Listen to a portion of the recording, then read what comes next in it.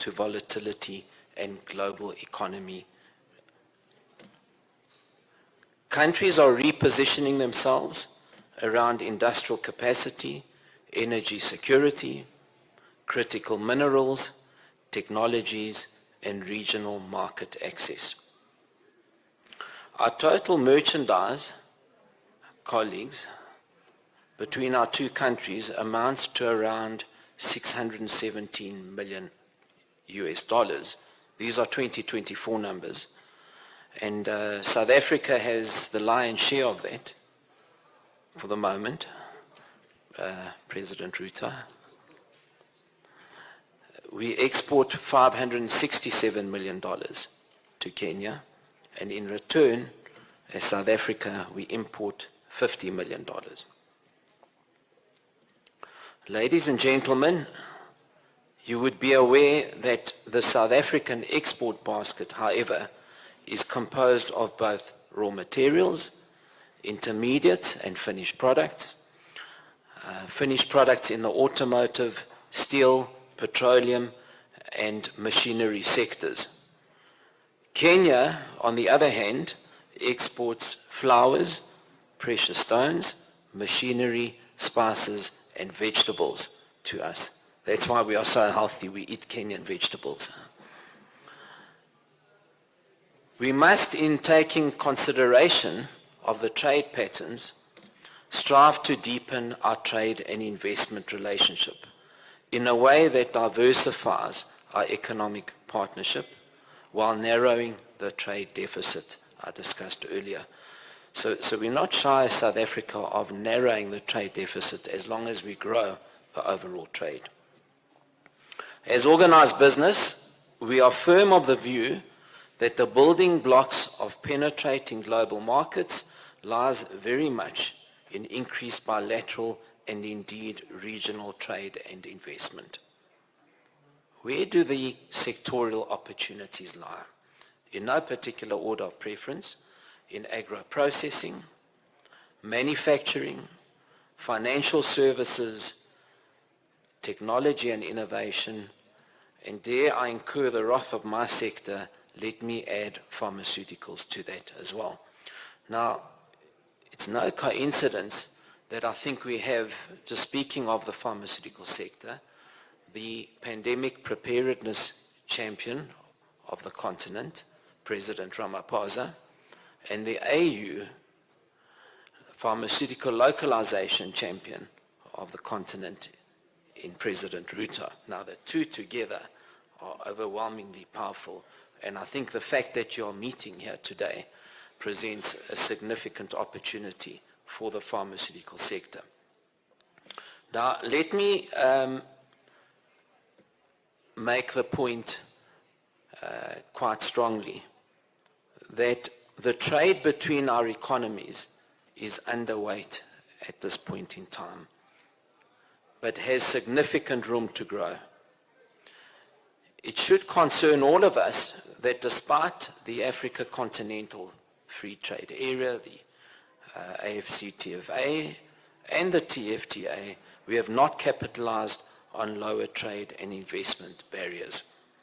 This is why earlier today we had a number of workshops where we considered how we are going to enhance and grow trade, investment, commerce and business between our two countries and more broadly between our two regions.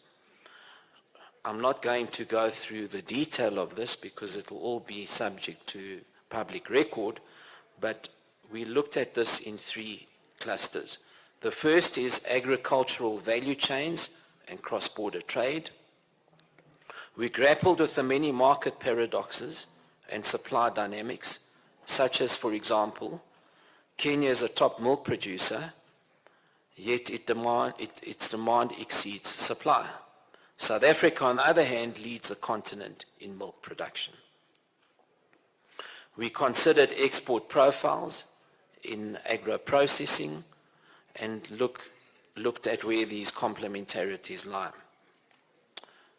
The analysis was that significant growth and co-production opportunities sit between the two countries and the two regions, but require trade facilitation and advocacy in order to get us to a more enabling environment.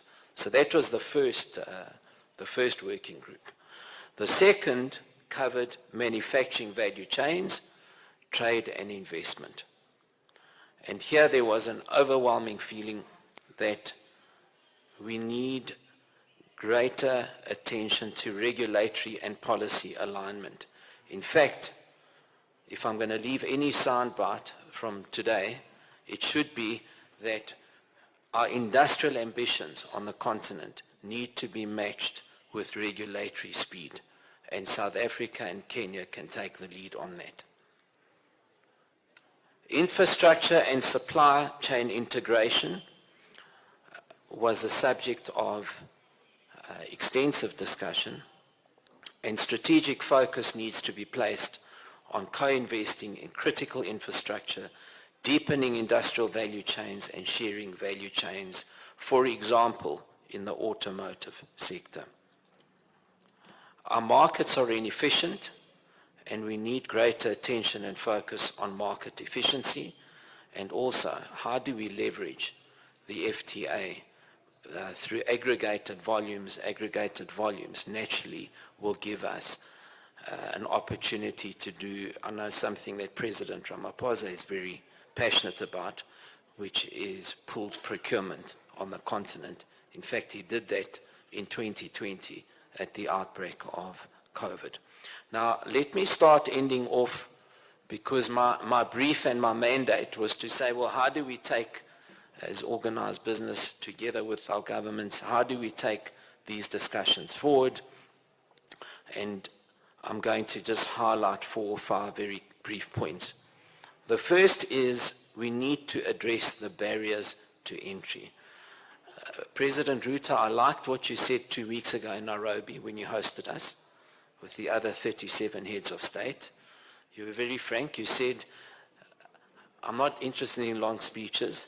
Tell us what you, the business people, want in order to deregulate where necessary so that we can improve investment. So we took those words to heart, and we need to pay attention to fragmented regulations and fragmented markets that stifle trade and investment. We need to work very hard towards standardization. We need to harmonize standards between SACU and the EAC, and we need to implement more friendly tariff requirements. We have not capitalized on digitalization. We need to modernize and digitize, for example, customs procedures. There are many other regulatory areas where I think digitalization can make a massive difference. We need to up the ante on trade facilitation services. We need to better utilize our business chambers to issue operational tools like rules of origin certificates and many other regulatory requirements. Funding and partnerships. We need access to resource pools through development institutions such as our own IDC here in South Africa, specifically seeking to increase continental exposure through partnerships to unblock various bottlenecks. Action steps in closing: align standards, digitize customs, review tariff structures, enhance partnerships and value chain integration, such as, for example, we can initiate vaccine co-development and co-partnership, something we would like to continue conversation with you on. We need to share manufacturing value chains. We need to aggregate procurement, not only for economies of scale, but also for pooled procurement. We need to facilitate funding, and particularly through securing institutional funding. Lastly, we view Kenya as a South African organized business formation as a significant opportunity and potential for all South African businesses. And in particular, we need greater collaboration between our two business communities. South African companies, President Ruto, stand poised to continue working with our Kenyan counterparts, and we implore our governments to continue working towards creating a more conducive business climate in both countries, especially around non-tariff barriers to entry. It's been a great pleasure. Asante. Thank you.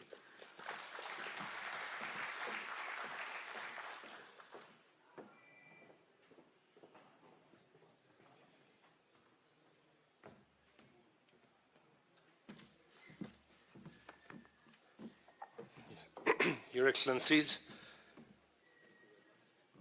Honourable Ministers, Senior Government officials, all protocols observed. I've been reminded that my time is limited, so I'll be very brief and to the point. Today, I represent the Kenya Private Sector Alliance, KEPSA, which serves as an apex body for the private sector in Kenya. It represents over 2 million businesses, and we bring together a large, small and business associations, multinational corporations with a base in Kenya and chambers of commerce to shape public policy, drive partnerships, advance sustainable economic growth. The bilateral trade statistics have already been shared by my colleague, and yes, it's true, Your Excellency, for every $1 that Kenya exports to South Africa, we import $11. So the trade disparity is huge, and is something that we need to do about. And as I speak, therefore, it's a unified voice of our businesses that we are at a historic moment in Africa. Your Excellency, in 2008, in Kampala, the three regions of East Africa, COMESA and SADC, agreed that we need to establish a fast track to integration. And that fast track was called the Tripartite Free Trade Area, TFTA. The launch of the TFTA happened in 2011, and in 2015, it was signed in Sharm el-Sheikh in Egypt that the TFTA should move ahead. After 14 countries ratifying this TFTA proposal, on 25th July 2024, so it took almost about 15 years, the COMESA SADC EAC Tripartite Free Trade Agreement has been entered into force. However, the business has not really progressed. Even after the ratification of 14 out of the 29 member states, we have a combined population of 800 million people, and we have a total GDP of 1.9 trillion. The TFTA is now Africa's largest free trade area by geographical size, spanning the entire eastern, central, and southern corridors of our continent. Kenya and South Africa, the anchor investments economies of East Africa and Southern Africa respectively, both have ratified the TFTA. This places a special responsibility to our two nations to demonstrate that the continental integration is not just a political aspiration, but a commercial reality. Your Excellency, there are certain issues in the TFTA.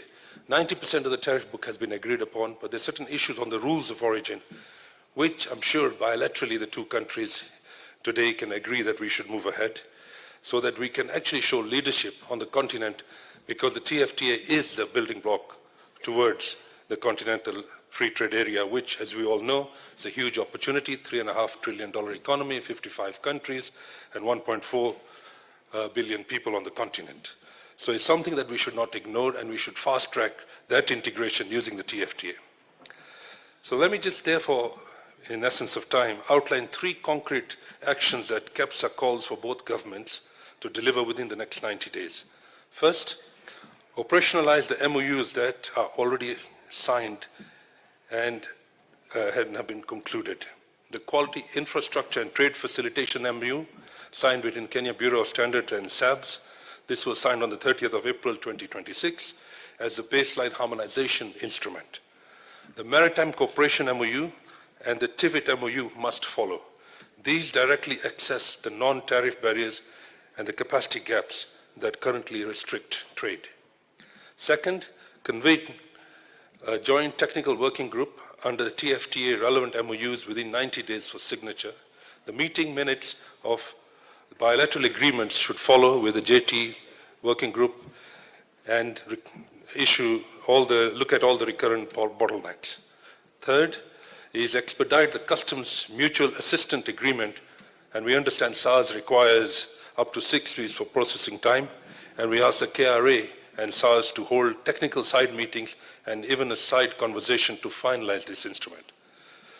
Let me also speak about South African investment in Kenya. As we've seen recently in the financial sector, Nedbank has a strategic acquisition of NCBA, which is 1.4 times the CBA book, and this is a welcome note of financial inclusion into East Africa. Your Excellencies, as we all know, this is a building block that we have to deliver, and we are very fortunate today that President Ruto formally chairs the AU Committee of the Heads of State on the AFDCA implementation. South Africa's automotive export under AFCTA have reached 2.6 billion rand, with Kenya being its anchor market destination. This is a proof of concept. So to fully operationalize AFCTA and to boost inter-Africa's exports by over 80%, we can generate up to $450 billion of trade by 2035. But the future depends on what we do now, with the TFTA as the immediate test case. Let me close with a direct message to our government. The private sector does not ask for favors. We ask for predictability, for harmonized rules, for enforced dispute resolution, and for the political courage to finalize tariff orders and on the rules of origin, which seem to be holding us back. We ask that 90% of the tariff line covered and agreed between the ESC and SACU be implemented without further delay. We ask for outstanding project-specific rules of automotive components, pharmaceuticals, and agro-processing to be concluded within the next 6 months. Ladies and gentlemen, the TFTA is now law, but law without implementation is just words. Let this business forum and state visit be the moment when the TFTA truly begins to work for African businesses, African workers, and African citizens. I thank you, and I look forward to us moving forward in this relationship. Thank you, President Ruto. Thank you, President Ramaphosa, for listening to me. God bless you.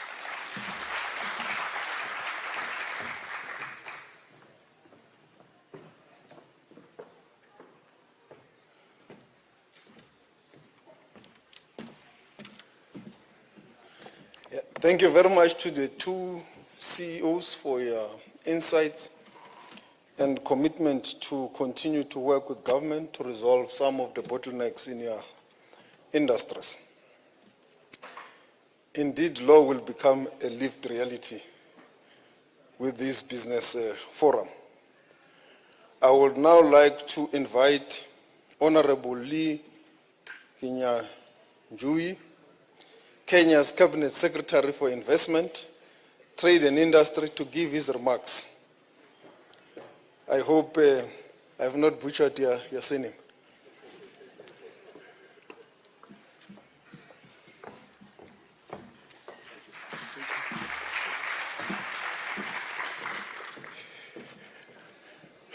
Thank you very much. Your Excellency, President William Ruto, the President of the Republic of Kenya, Your Excellency Cyril Ramaphosa, President of South Africa, my colleague ministers who are here, government officials and business representatives who are all here. Allow me to be very brief in the interest of time, but first to acknowledge that the bonds between Kenya and South Africa are unbreakable. Today, as we were arranging this particular forum, we had difficulty determining who was a Kenyan business person and who was a South African one. And in fact, some of those who came here to speak on behalf of South Africa, we thought all along they were from our side. But that just goes a long way to show the duality of business here. And that also is important because it just shows just how complementary we are. It's like a hand and a glove. Every single finger will fit somewhere. And I think that's the thinking we need to adopt so that business between South Africa and Kenya can be seamless. And I'm happy today that we've had wonderful discussions that our excellencies will be able to emphasize later on. Your Excellency, I also want to say that in the entire continent today, I believe this is the most significant meeting happening between the biggest economy to the east and the biggest economy to the south. And we believe if these two countries align themselves, the continent will also follow. So to our business people, government makes policies, makes pronouncements, but eventually the business has to be done by the business people. And that's why we're here today, to connect the business people from South Africa, from Kenya, and even those who are in between, but also to confirm that South African companies that are operating in Kenya are not perceived as foreign brands. For ABSA, that is here, for Stanbic, for Sanlam, all these companies that are South Africa in origin, when we see them in Kenya, we see them like our banks. And even more importantly, some of them are even in our stock exchange, which means we are also part of that success. So as we build, we are not just building for each other separately, we are building together. Allow me also, in the interest of time, to just say that when we bring these two economies together, we have appreciated that to the south you have South Africa and you have Kenya to the east. When you look at the entire continent of Africa, we realize our biggest challenge is the logistics. And on average, if you want to take a product from Mombasa to Ghana or any other country, it takes about 45 days. So that is very long compared to other destinations. So again, we have a role, and we believe in the area of logistics and transshipment, we can do much more to encourage free trade in Africa. Because even as much as we pronounce it in paper, as long as it takes 45 or 60 days to move from one end of the continent to the other, and 10 days to move to other continents, then our business people would prefer to go to those areas. So again, this is an area we'll be working together for the good of all the people who are here. Kenya is known for its fintech, and allow me to say that it is something we take pride, but also believe that whatever we have achieved, much more still can be achieved. And working with South Africa that has a very strong financial sector, we can be able to bring financial inclusivity across the continent. And this is particularly important for driving business across the continent. In conclusion, we also must say that we do business with countries and nations far away, where we need interpreters to talk, where we need to connect with 3 flights before we get there. But for you to get to South Africa, if you wake up and say in the next 6 hours you want to be in South Africa, you will be there.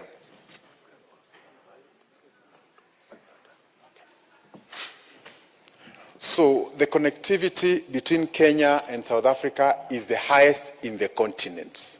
Most of the other African countries, we are having maybe 1 or 2 flights. Here we are on average having 5 to 6 flights a day. And all those flights are taken up, they are booked. So in short, we are saying there is no reason why we should not be encouraging trade between ourselves and between our people across the entire continent. With those few remarks, I want to say I'm very happy today. We've been able to achieve the highest political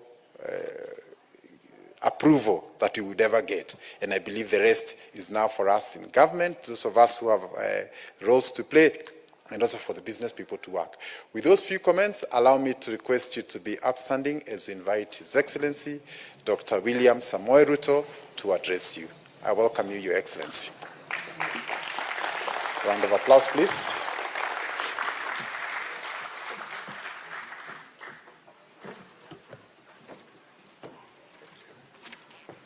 Thank you very much. Please, let's take our seats.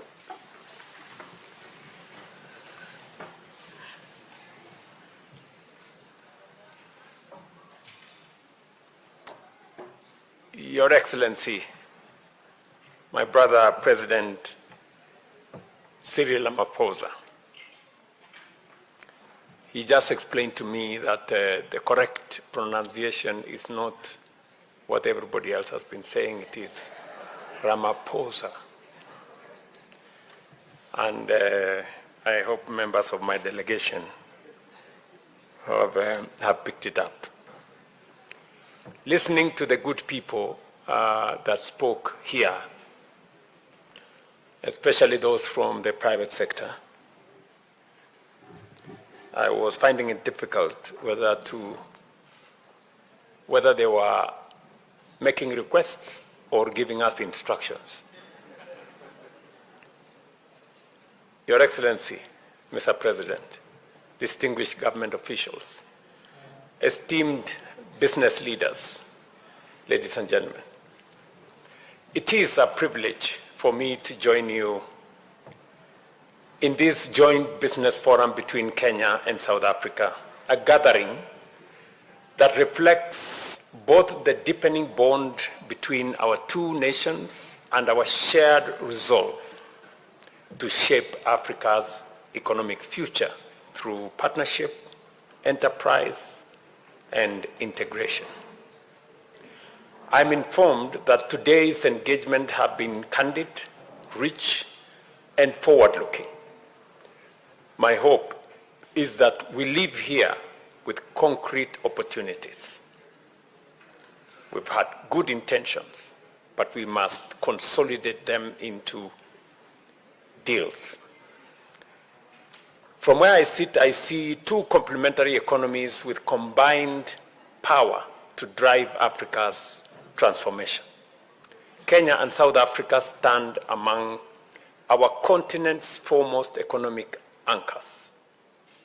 South Africa is one of Africa's premier industrial and financial powerhouses, while Kenya is the gateway to East and Central Africa that is propelled by a dynamic private sector, a thriving digital innovation ecosystem, and strategic infrastructure.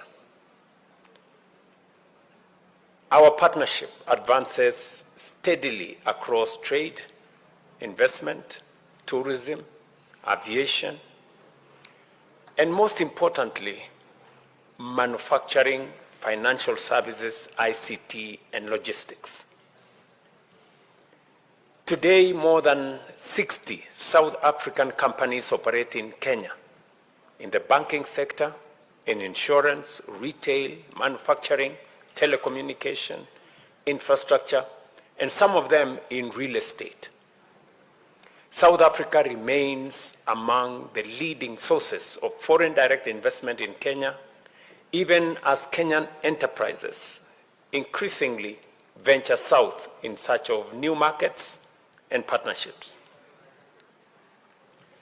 In 2025, bilateral trade between our two countries reached approximately $680 million. This is meaningful progress, but it is also a measure of how much potential remains untapped. Kenya supplies tea, coffee, horticulture, cut flowers, and some manufactured goods, while South Africa supplies machinery, vehicles, pharmaceuticals, steel, and industrial inputs. Such complementarity is the very foundation for a deeper industrial cooperation and shared value chains. Ladies and gentlemen, the Africa Continental Free Trade Area is among the greatest economic opportunities of our generation. The platform that will turn fragmented markets into a single competitive bloc capable of industrializing our economies, attracting investment, and creating jobs. Listening to the private sector actors break down what is going on at the East African community, what is going on at SADC, what is going on in COMESA, and the coming together of the three blocs through the tripartite agreement, which came into force. But now we need greater implementation, acceleration actually of implementation. We have offered to host the headquarters in Kenya of the TFTA so that we can provide momentum and provide the ecosystem for the integration of our markets so that we can unlock this huge potential of 800 million people market. And we build, of course, into the bigger market of the Africa Continental Free Trade Area.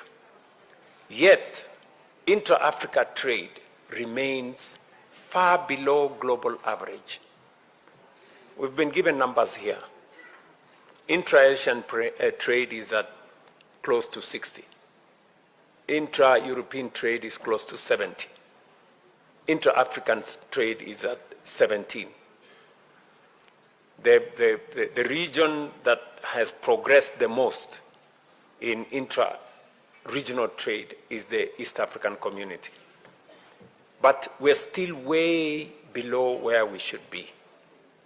In other words, what the numbers tell us is we are struggling looking for markets very far from our continent, when actually the market in our continent is virgin.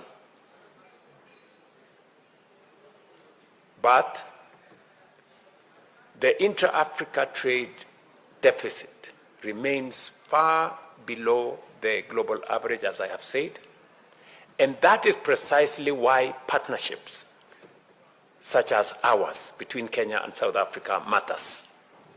Transformation begins right there. Together, our two nations command the financial strength, industrial capacity, entrepreneurial talent, and innovation ecosystem to power not just intra-Africa trade, but the transformation of our continent. We must move beyond conventional trade and deliberately build integrated regional value chains in manufacturing, agriculture, mining, logistics, pharmaceuticals, energy, digital services, and green industrialization. Listening to the actors here earlier, we seem to be speaking in compartments. We must make what happens in South Africa stimulate what happens in Kenya, and vice versa. And policymakers, President Ramaphosa and myself, can do so much. But where the rubber meets the road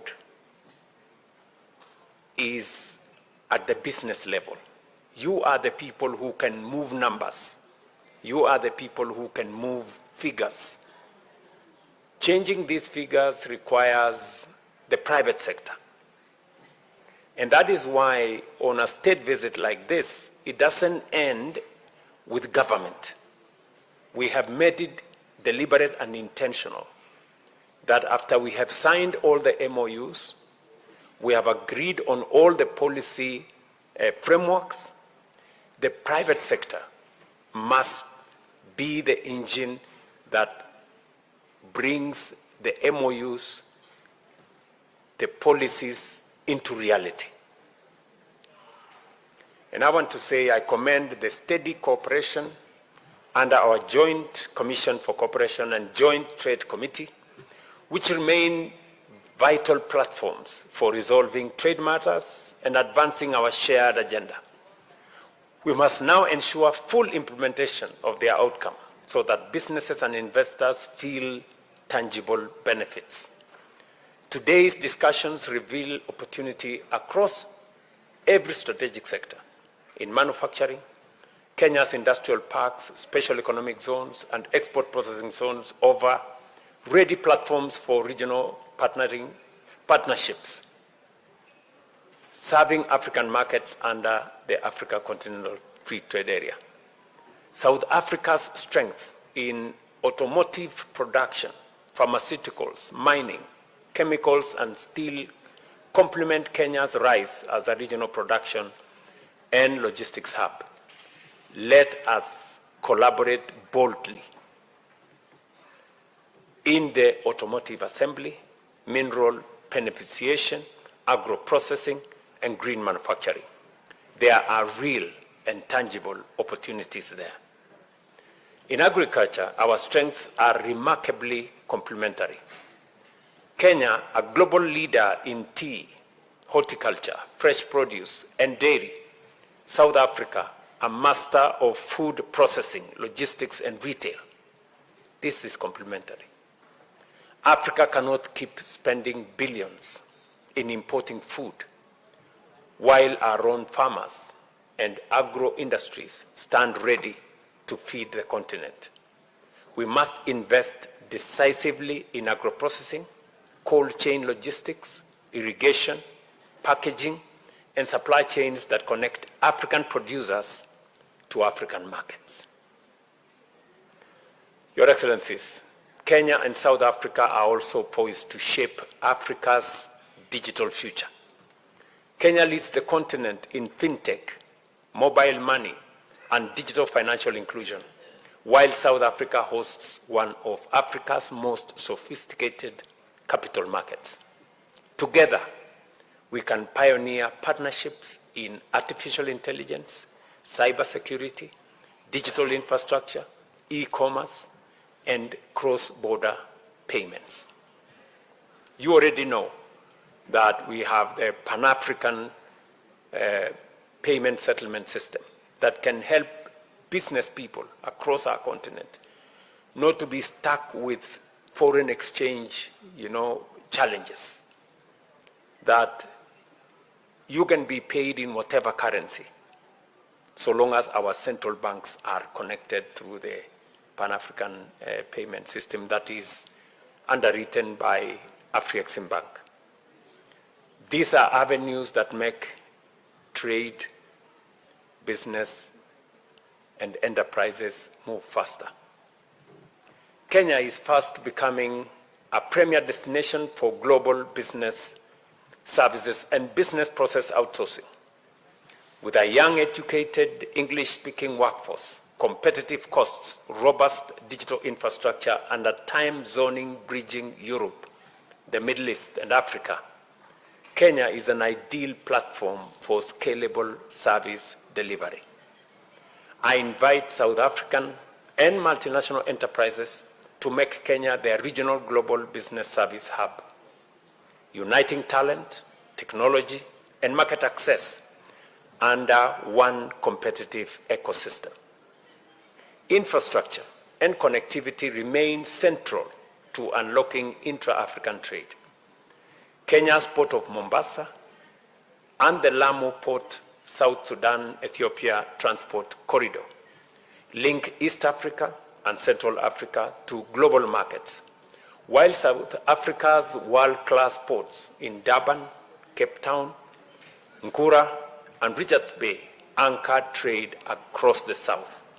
United, these corridors can strengthen East-South connectivity, expand intra-African trade under the Africa Continental Free Trade Area, and position both nations as logistics hubs for the continent. Closer cooperation in aviation, rail, warehousing, and cargo handling will sharpen the efficiency of trade across Africa. In this spirit, I commend the strategic partnership between Kenya Airways and South African Airways. Their success will not only connect our people, but also deepen trade, tourism, investment, and regional business integration. Governments can build enabling environment, set policy direction, and invest in infrastructure. But it is the private sector that drives transformation.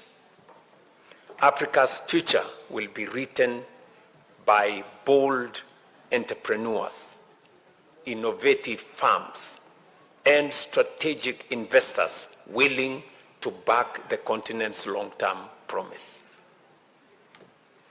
In the meeting we had in Nairobi, I think we made a very clear appeal to our private sector. before we look for investors from Europe and America and Asia, the private sector in our continent must take the lead.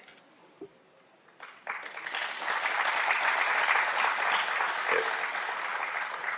You do not expect somebody from thousands upon thousands of kilometers to come to South Africa and appreciate and understand the nuances of what goes on here. It is you, the private sector here, who must take the lead, build alliance, build joint ventures, so that you can help us crowd in investments and bring others to invest in our region. And therefore, it is very important when we meet like this with President Ramaphosa here and myself, that the private sector takes advantage of this meeting so that we can unlock for you the challenges that you experience. And I would advise that it is easier when you have joint ventures in different countries, because that way you leverage on local knowledge, local understanding, and be able to move things a lot faster. And therefore, I urge the business leaders before me here to convert the opportunity of this forum into concrete investments, joint ventures, and lasting commercial partnerships. I want to tell you that there are opportunities in Kenya, and I can put them down for you.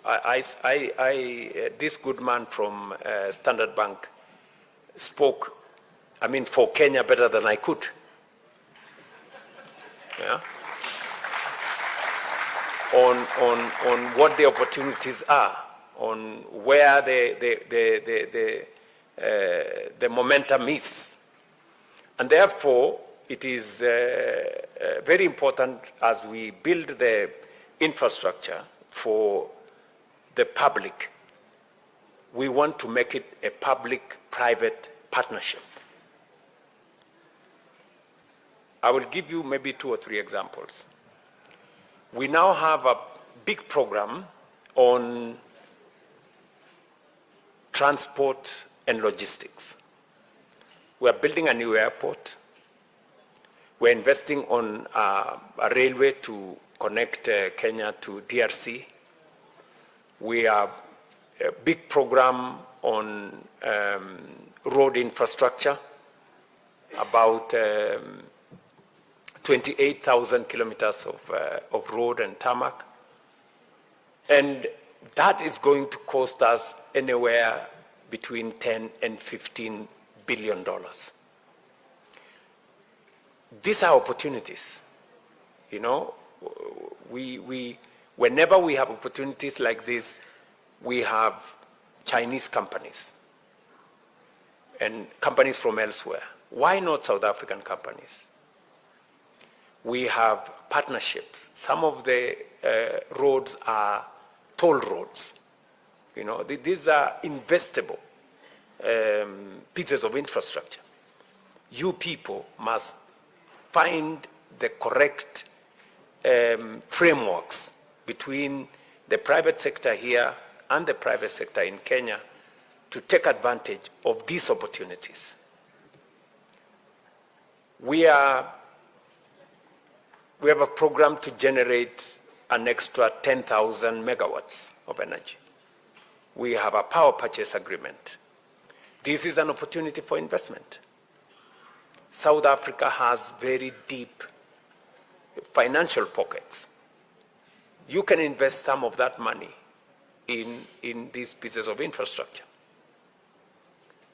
We are very good farmers in South Africa. We are looking for opportunity to do another 2.5 million acres under irrigation. We are investing. We are looking for partners from South Africa to invest. And the paradox sometimes is the private sector is stuck with a lot of money, they don't know what to do with it. On the other side, we are stuck with a lot of public projects and we don't have the money to do them. Just imagine. There is a whole pool of money sitting somewhere. You're looking for opportunities to invest. We are also stuck with projects. We are looking for people to invest.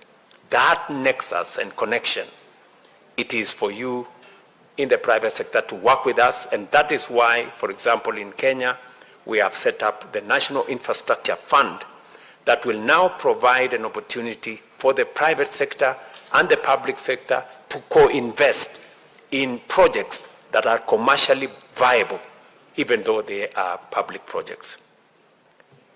These are opportunities for you to look at, and I welcome our good friends in South Africa. You are no longer strangers in Kenya, whether it is APSA, whether it is Stanbic.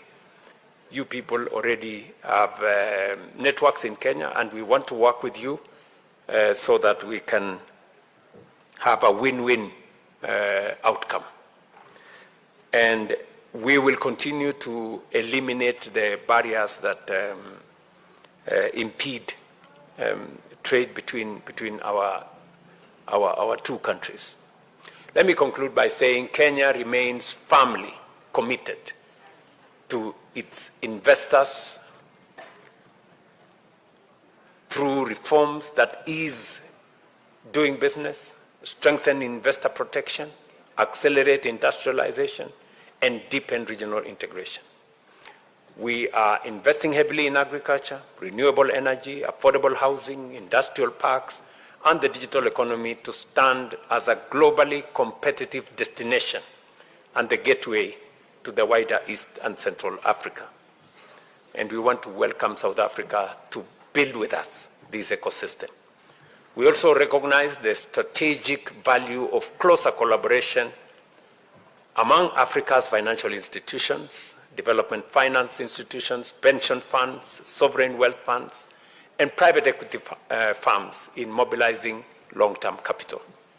Through our National Infrastructure Fund and the Sovereign Wealth Fund, Kenya is unlocking patient capital for infrastructure, energy, logistics, housing, industry, and opening new avenues for partnership with African investors, including those from this great country. We are equally positioning ourselves as a competitive jurisdiction to domicile funds and cross-border investment structuring. In reforms to our financial ecosystem and regulatory framework, Kenya offers fund managers, private equity, venture capital, and institutional investors a gateway to deploy capital efficiently and across the continent. Let me conclude by saying we have today again provided clarity, especially in the areas that was raised by the private sector here, in the areas of standards. Our two standard bodies, we have both CEOs here.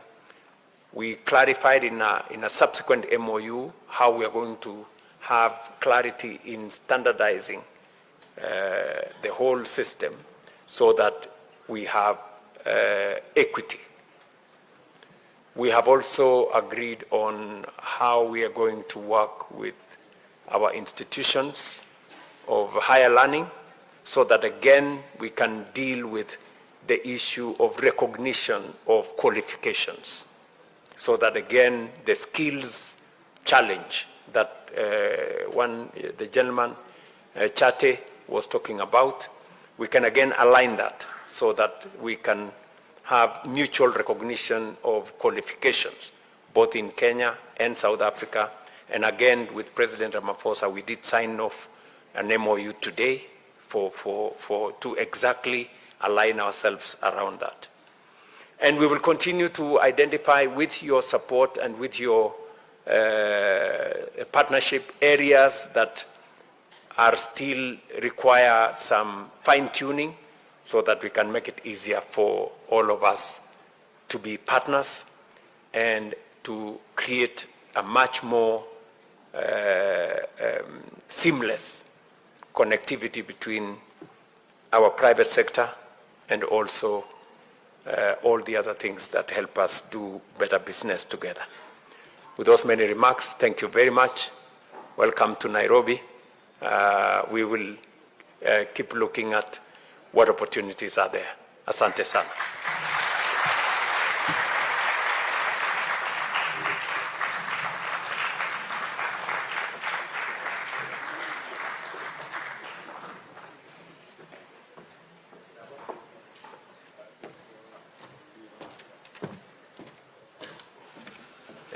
Thank you very much. Ladies and gentlemen, while you are standing, can you please join me in welcoming His Excellency President Cyril Ramaphosa to address this meeting. Thank you.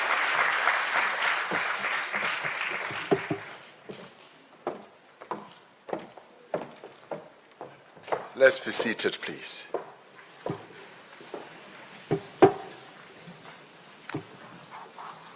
Program Director, Minister Ronald Lamula, Your Excellency President Ruto, President of the Republic of Kenya, ministers and deputy ministers amongst us, and Mrs. Ruto, who's also gladly joined us, not only for this session, but the entire day. She's been involved in another program with my wife, a much nicer program than what we are doing here. Our wives always know how to choose the best part of everything.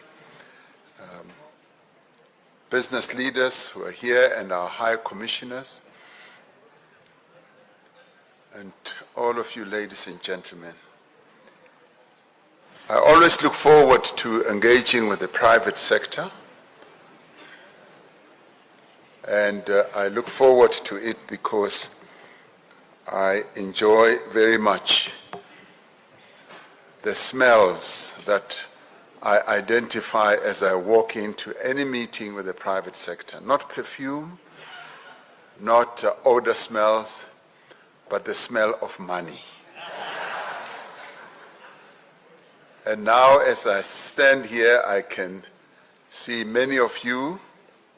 I can see money. Money is just replete here in this room. A lot of money.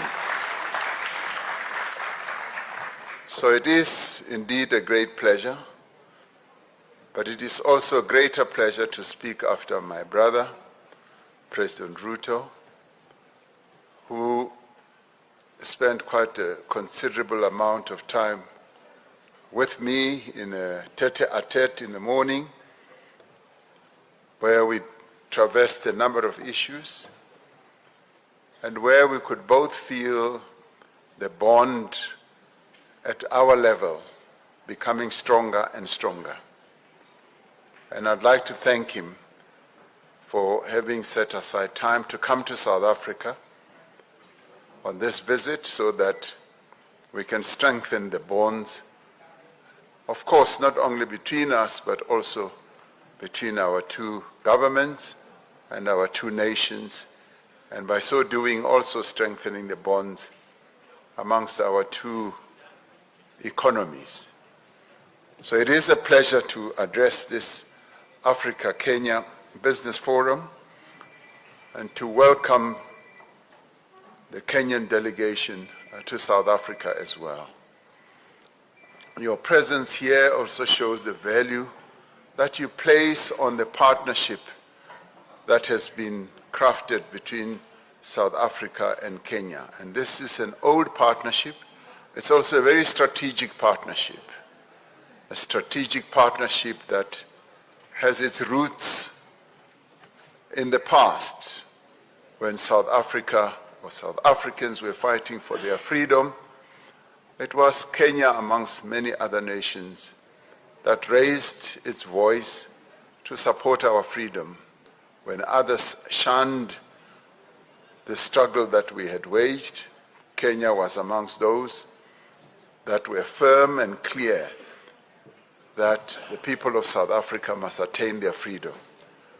So to you, President Ruto, we will never stop saying thank you. And to you, the people of Kenya, we will never stop to say thank you for the support that you gave to South Africans to attain their freedom. The freedom we have today, we say thank you to you.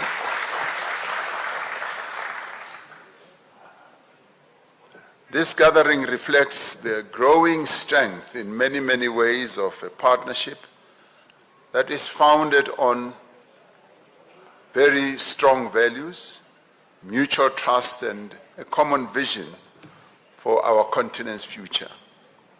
It was also pleasing to hear the 4 business people standing here articulating their wants, their needs, and also articulating their visions about how they would like to see their businesses progress, our economies also growing. It was good to hear all that. There was, however, something that I missed, and President Ruto got close to it. What I missed is what President Ruto I would like us to do in 2 years' time when we hold this business council again in Nairobi. What I'd like to hear the business people coming up to stage, and I don't only want 4, I want as many as possible, coming forward to tell us how everything that they were saying here, they were wishing for here, how and in what way they are going to back it all up with investments. We've all heard the needs and the wish that you are saying about, yes, we'd like to invest more and so forth. I now want shillings and rands. I want to hear about those shillings and rands being invested. My dear brother, President Ruto, earlier this year in March, we held the South Africa Investment Conference, and we've been having these for a number of years now. And we always put a target for the 5-year term of our government to say by this 5-year term we want to have raised so much money. In the last term we had put a target of 1.3 trillion rand, 1.5 trillion rand rather, and we invite businesses to come forward to respond to their quest that we should create a conducive environment for investments to take place. And we invite them to come forward to come and tell us what they are going to do and what investments they are going to put on the ground. They often come and make commitments. And in the first term, it was way over 1.5 trillion. This year, we started again after a lull, and they committed 890 billion rand. And having seen the enthusiasm that they displayed, I raised the target to 3 trillion rand. I felt that we should be able to reach 3 trillion rand. Are they trying to dose my voice down because I'm talking about money? So we get the businesses to come forward and make their commitments and tell us in what area they're going to invest, how much they're going to invest, and if they are reinvesting in their businesses, they come and make commitments. What I do believe we should now do at the next Business Council that will take place in Nairobi is to tell ourselves that we are now full of speeches. We are tired of hearing speeches. We now want to hear businesses coming to the stage and telling us in what areas they are going to invest and what amount of money they are going to put on the ground in both countries, Kenya and South Africa. In that way, colleagues, we're then going to be more practical. We're going to go beyond the speeches that we make. And on our side, so that you must never think that we're not going to do anything, on our side, we will come forward and tell you in chapter and verse the steps that we are going to take and or will have taken to improve the regulatory environment, to deal with the tariffs issue, to also deal with ensuring that there's manufacturing climate in our own countries, and to ensure that the various institutions that need to take decisions, like in our case, ITEC in South Africa, as we heard earlier, do take decisions. We will come forward and put very practical solutions, and therefore President Ruto and I are not out of turn in saying we want you to come and present your actual investment commitments and tell us the time frame during which those investments will take place. President Ruto outlined a number of projects that Kenya wants to embark upon. I don't want to extend the time of our meeting by outlining the number of projects that we in South Africa want to embark on.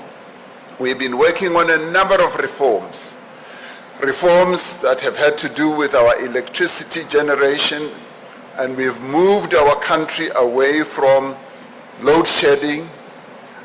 The electricity generation has improved increasingly over time, and we haven't had blackouts for almost more than a year. And those are the efforts that government has been taking to make sure that we create a conducive environment for businesses to operate. And similarly, we've been looking at how we improve our logistics, how we improve our water, and how we improve a number of areas. When we visited Kenya in 2022, was it 2023, President Ruto was insistent that we should not leave Kenya without having agreed on a visa-free visit to South Africa by business people and by those Kenyans who want to come here on a 90-day basis. We immediately agreed on the spot, and today we are pleased that Kenyans are now able to come to South Africa, and the heavens have not fallen. Because it occurred to me that we were afraid to do something that is so practical, that is so doable, because we were befuddled in our heads about the regulations and this and that, what the law says and all that. And once we unlocked that, we've had a flood of people coming to South Africa on a visa-free basis. 58,000 have already traveled, and many more will come. President Ruto says, well, President Ramaphosa, this has been to the greater benefit of South Africa, that your GDP has now been contributed greatly by the people who come here. Of course, he forgets that the people who come here are largely business people. They are coming to see not only what they can buy, what they can learn, and having seen the very wonderful things we do here, they go back to Kenya and implement those. So your GDP, my dear President, rises maybe even 10 times more than what we can both imagine. So it's great. We were able to implement something that the private sector people were talking about. So on our side, we will then be able to implement some of the issues that we have raised. President Ruto and I, therefore, call upon you at the next Business Council to prepare yourself between now and then. Whether it is Standard Bank, whether it is Nikolai Stavros with the pharmaceutical company, whether it is my two brothers who are sitting here talking about macadamia and sugar and what have you, and many others.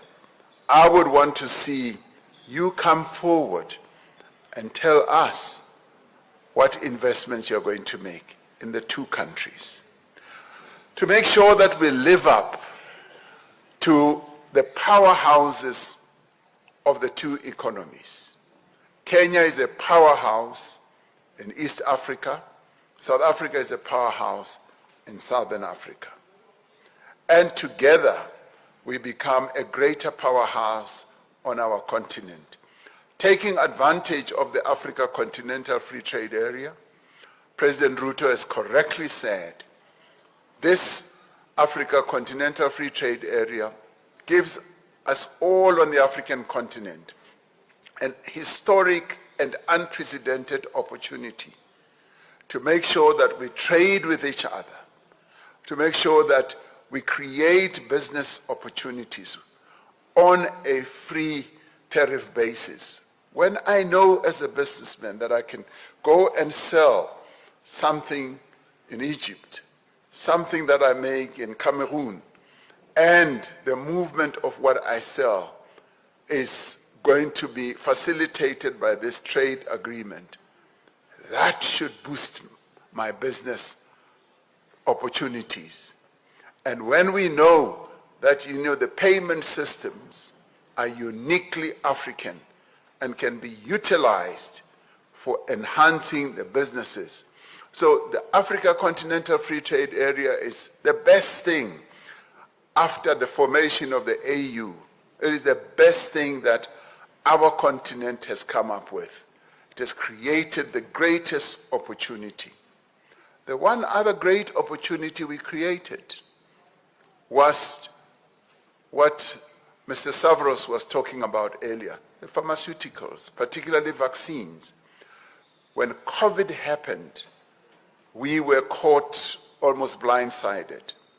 We didn't have vaccine manufacturing facilities in Africa. We fought tooth and nail to allow and to enable African countries to be given that opportunity and to grab the opportunity to be able to manufacture vaccines. We now have the capability.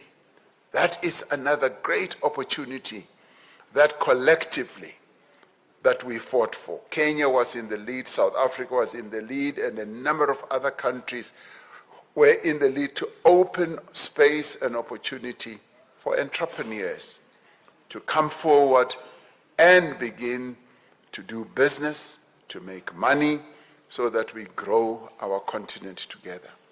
So I expect that this forum, building on the success of our meeting that we held in Nairobi when we started this business engagement, will in the future deliver real outcomes that President Ruto spoke about. And the real outcomes must be seeing business people coming to the stage and saying, we are now going to invest X amount in this and that industry. Ladies and gentlemen, that way we will be moving forward with greater determination. We will have gone way beyond just making speeches like I'm doing now on the stage. We will be putting into practice what we dream that Africa should be. Among the outcomes that we seek is a substantial growth in the volume and the value of the trade between our two countries. That's what we want. But we also want to see real investments being put on the ground. Now, we know that since 2022, total trade between South Africa and Kenya has grown by an average of 3.5% a year. We should be at a higher percentage.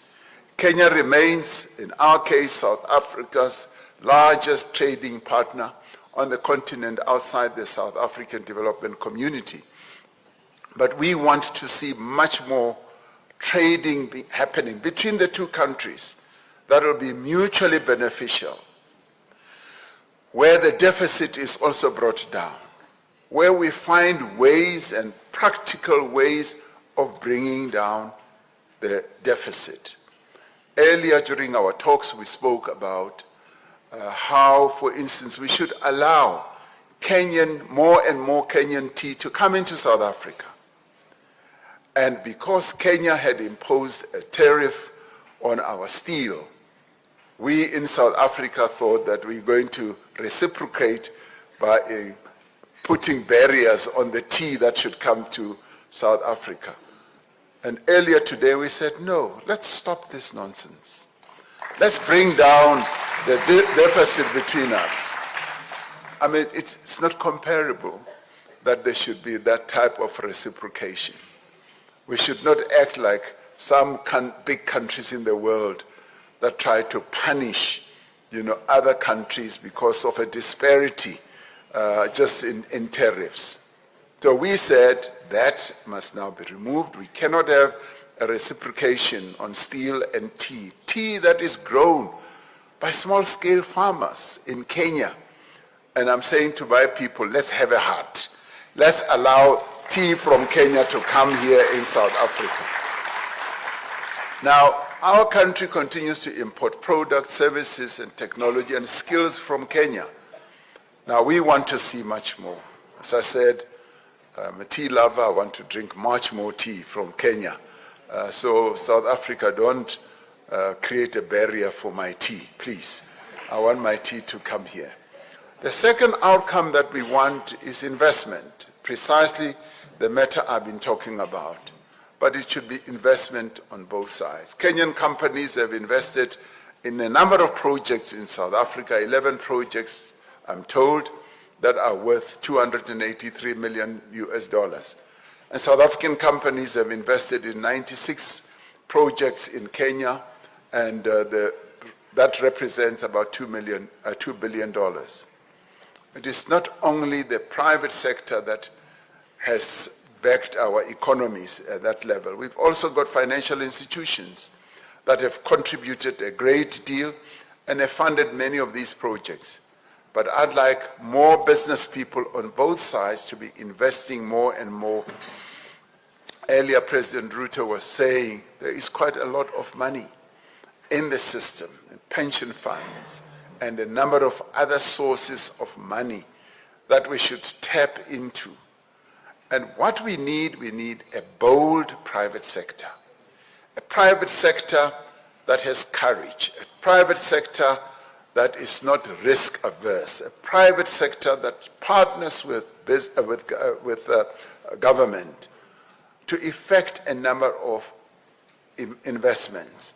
And where government should support, we will support. I mean, we've got institutions like the Development Bank of Southern Africa, has been one of those that has also funded a number of projects in Kenya, and I believe they are funding the Mombasa and Nairobi petroleum and crude oil pipeline.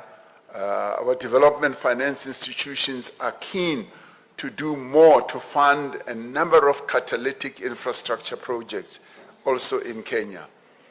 As has become evident from this forum, there is huge untapped potential in both our economies. And we cannot just continue looking at those opportunities without embarking on them. And I do believe now that being practical means we must begin the process and speed up the process of investment. Because we are gateways to our respective regions, Kenya and South Africa. These two countries have complementarity, and we need to exploit that complementarity. At a political level, we confirmed once again today that we are aligned. We're two countries that are robust democracies. We're two countries that believe in the rule of law. We're two countries that have embraced democracy and our constitutional principles fully. So we are aligned at that level. At an economic level, We've put in place measures of full cooperation, and we now want to see the private sector moving forward to effect investments. Together we possess also an industrial capability as to the two countries. And we also have entrepreneurial talent. And the skills base in both our countries is quite at a high level. We've been able to build sectors of our economy in one of the most impressive ways. In your case, the agricultural sector, in our case, the manufacturing sector, manufacturing auto vehicles and all that. Now the question before us is not simply how much we admire and feel proud about all these achievements. It is how we put them into practice. It is how we ensure that these actions that we keep talking about do happen. And when they do happen, we need now to be able to measure to what extent have they benefited our people, to what extent have we moved the needle in growing our economies. As we are the powerhouses of the two respective regions on our continent, we should be measured by the number of factories that we have built, the jobs that we have created, and infrastructure that we have delivered, by new markets that we continue to open for the products that are made in our two countries, and by that extent to which African businesses can be made to be champions, not only champions in our two regions, but champions continentally and champions globally. Africa is the origin of humanity. Africa is the origin of talent. And Africa must now play out its capability of being able to showcase its innovation, to also, to you as business people, to be able to say, we are now going to start building real champions of our continent. And champions should not only be from the Northern Hemisphere. We want African champions as well. So discussions that we're having today here and what we have heard should really in the end demonstrate that we have capability and we can move forward as a continent and as businesses. So in our view as government, we expect a lot from you as business, just as you expect a lot from us. And where we tarry and where we slow down, we will encourage you to egg us on, to encourage us. But we would like to see this smell of the money that I've sniffed today being put on the table, being turned into factories, and going beyond just saying we've opened this branch of this bank, this branch of this company and all that. It must now be real. We must see and hear about real investments that are going to be put in place. We want to hear how you are going to create industries of the future and how you are going to become the real engines of our economy's growth. Now, this is the message that I want to leave this business forum with. And my key message is, and I'd like the officials in our government as they put the business gathering together in 2 years' time to work with you to make sure that it results in real investment pledges and commitments that will be made. Otherwise, I am not coming.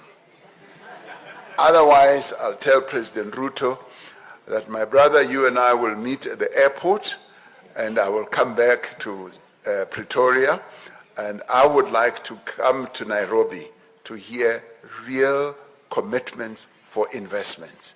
That is what we call on you as business people to do for our two countries. And with those words, I'd like to thank you for the great effort that you have made in putting this business council together. I look forward to the next one so that we can continue to grow the economies of our two countries. So thank you very much. We thank you for your effort.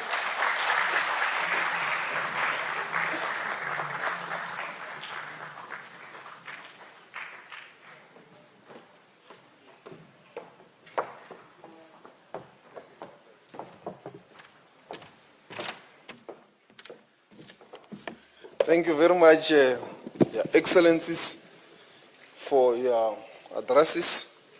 I now wish to offer our gratitude to the visiting Kenyan delegation who have had candid conversation with their South African counterparts. To the business people of both countries, we welcome your commitment to constructive dialogue and the solutions that you have offered.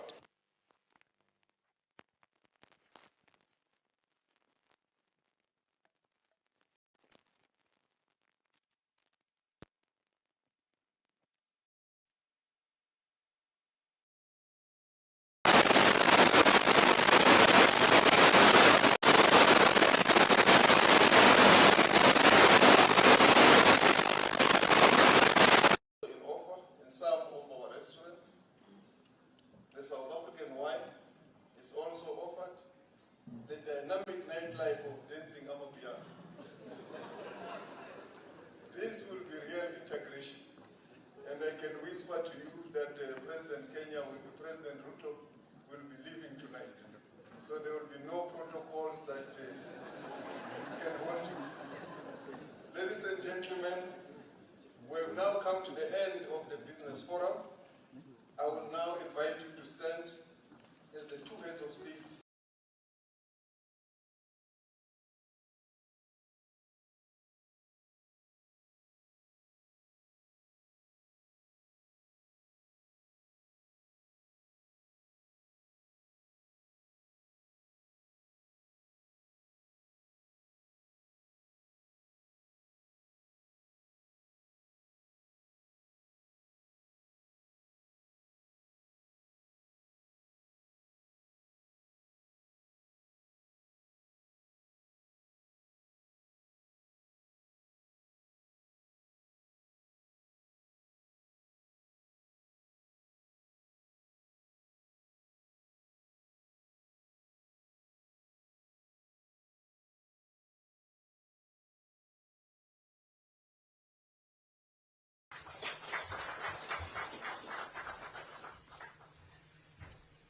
You may be seated.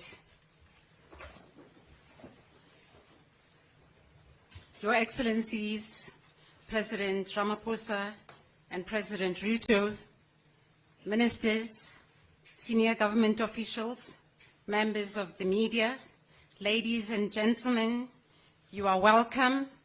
Karibu sana. Your Excellencies, we will now commence with the official proceedings of the signing ceremony between the Republic of South Africa and the Republic of Kenya. Your Excellencies, 6 memorandum of understandings between the Republic of South Africa and the Republic of Kenya, respectively, will be signed today. Your Excellencies, and I have the honor to call upon the signatories of the first agreement to be signed, Minister Lamula and Minister Kinyayu. Ministers, please, protocol. The agreement to be signed is a memorandum of understanding on facilitation of trade through cooperation in the areas of standardization, technical regularization, conformity assessment, accreditation, and metrology.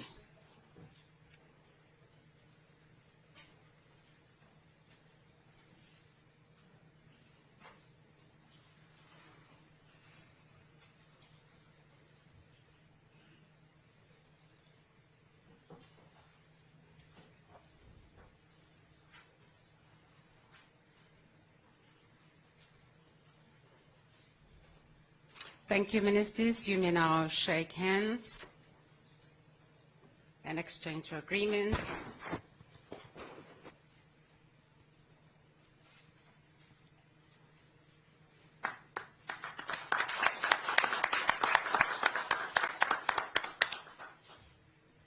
Thank you, Ministers. You may return to your seats. Asante sana.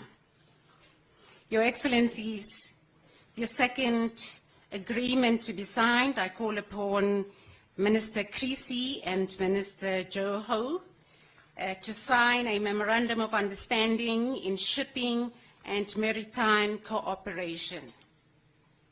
Ministers, protocol.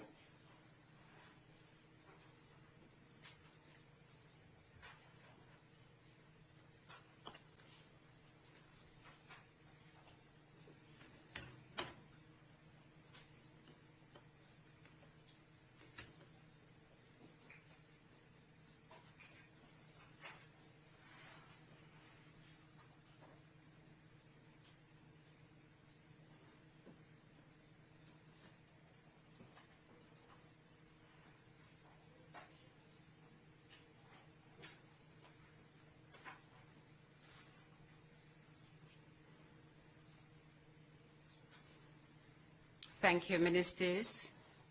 I may now take the handshake opportunity and exchange your agreements.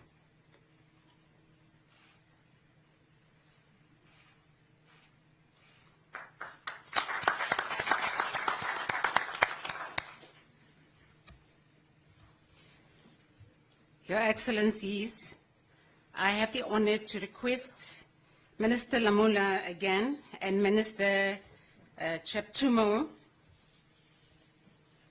to sign the Memorandum of Understanding in the promotion of partnership on gender equality and women empowerment. Ministers.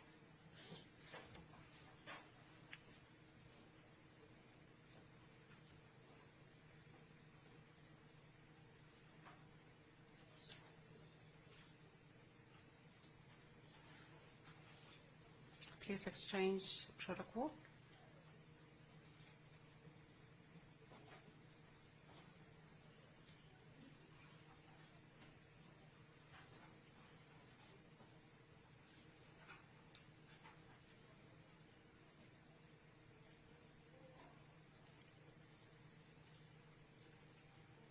Thank you. Congratulations, Ministers.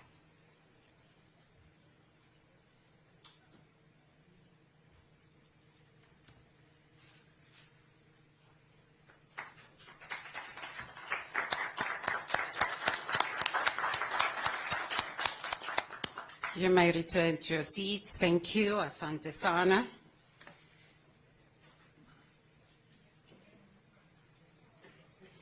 Your Excellencies, the fourth agreement, I have the honor to request Minister Manamela and Minister Ogamba as the signatories to sign the Memorandum of Understanding on Cooperation in the fields of technical and vocational education and training. Ministers.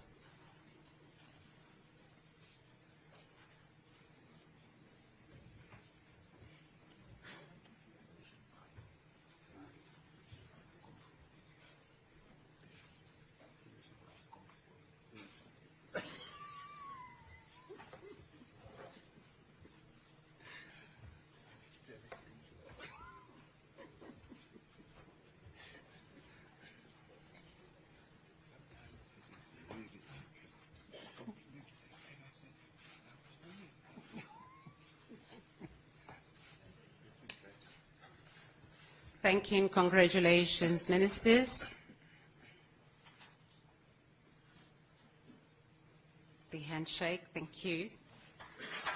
Thank you, Ministers. You may return to your seats.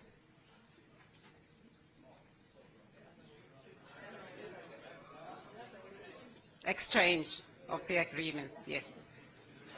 Thank you.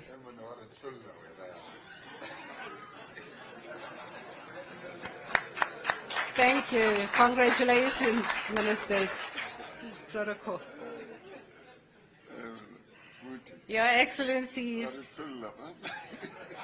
the fifth agreement, I now have the honor to request Minister Nyonso and Minister Cheptumu again as signatories to sign the Memorandum of Understanding in the field of arts, culture and heritage. Ministers.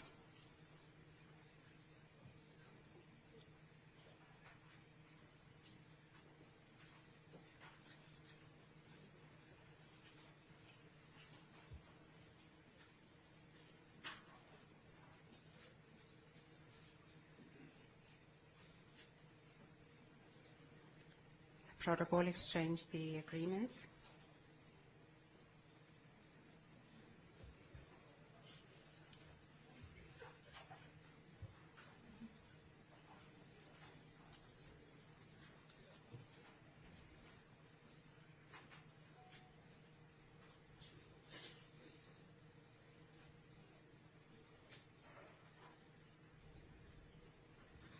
Thank you and congratulations, ministers. You may have the handshake, an exchange of your agreements.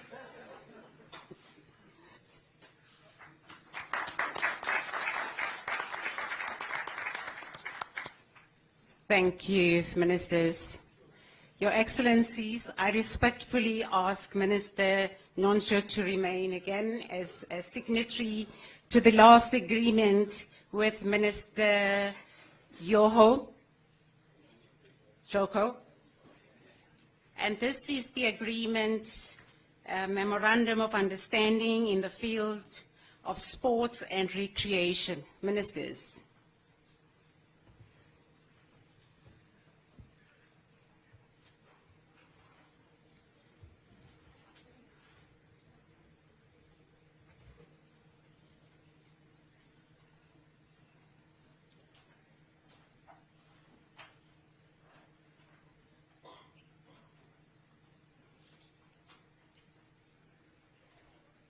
Thank you and congratulations, ministers.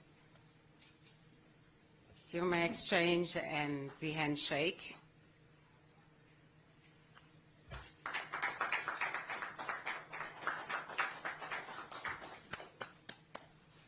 Thank you. Your Excellencies, we've now come to the end of the signing ceremony. I would like to thank His Excellency President Ramaphosa and President Ruto for witnessing the signing ceremony. Your Excellencies, Mungu awabariki. God bless us all. In conclusion, I now take the opportunity to call on the presidential spokesperson to facilitate the media briefing. I thank you.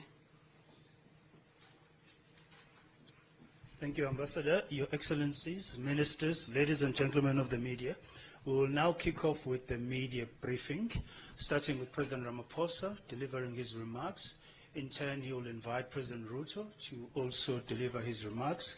Thereafter, we'll open the floor to questions with those that we've discussed beforehand. Thank you, Mr. President.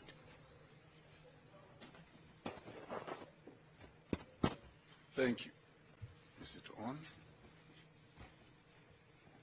I don't have to switch it on, right? Yes. Okay. Thank you, Mr. Magwenya. Your Excellency, President William Ruto, President of the Republic of Kenya, and ministers from Kenya and South Africa, ambassadors and high commissioners who are here present, and members of the media, and senior officials in both our two governments.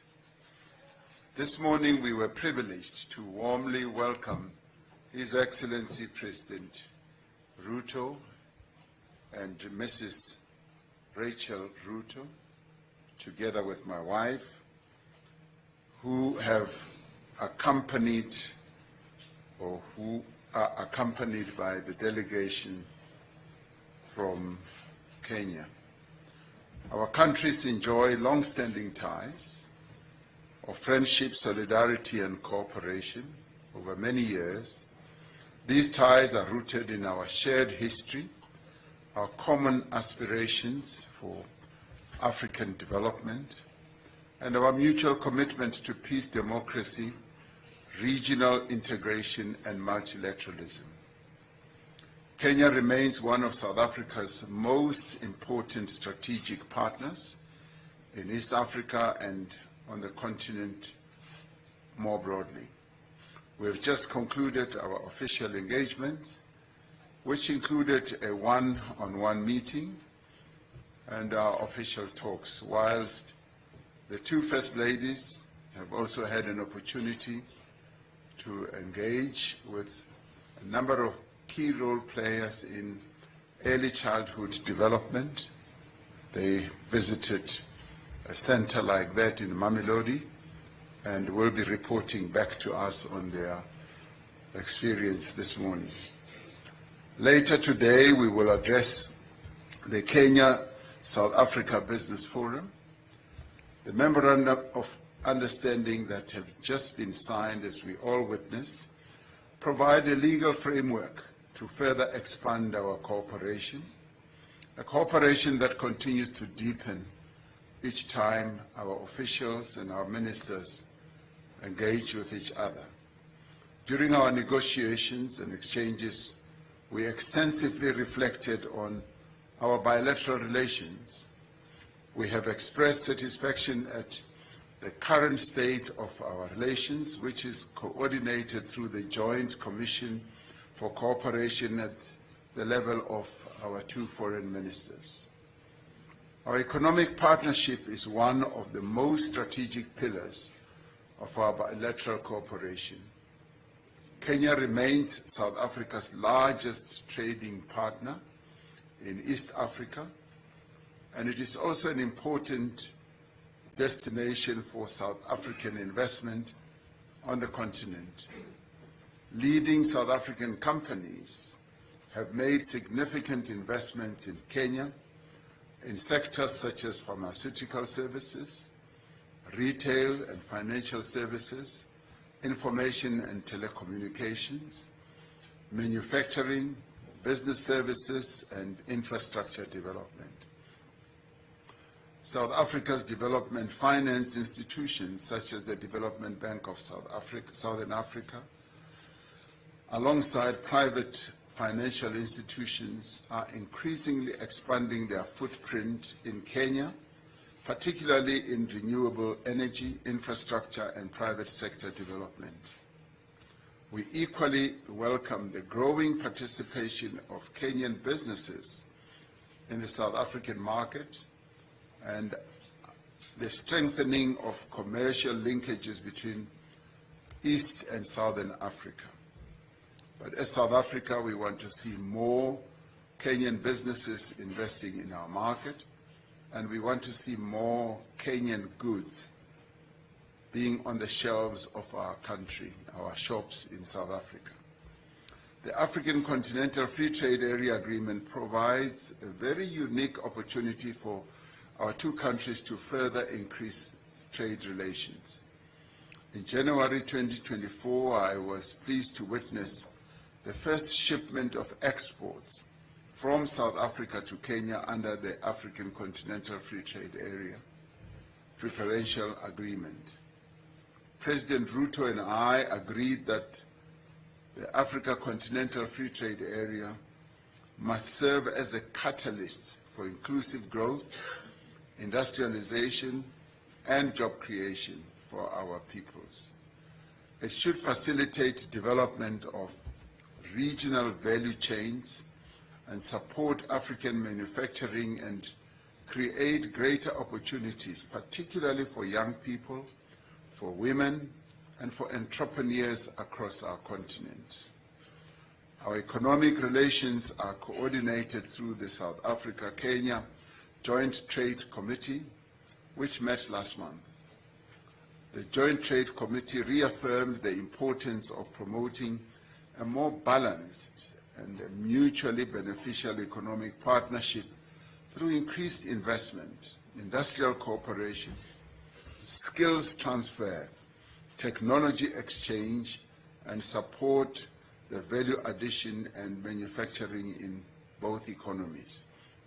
South Africa is keen to continue exploring opportunities for cooperation in infrastructure development in logistics in transport, in energy and related sectors. And South Africa appreciates Kenya's key role as a gateway to East Africa and as one of the leading voices on matters of peace, security and development on the continent.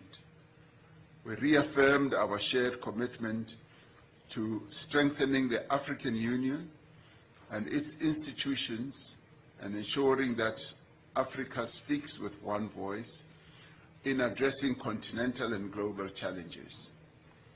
And in this regard, we appreciated and thanked the important role that President Ruto is playing to strengthen the African Union through the various reforms that must be concluded to make the African Union stronger and to make it much more effective.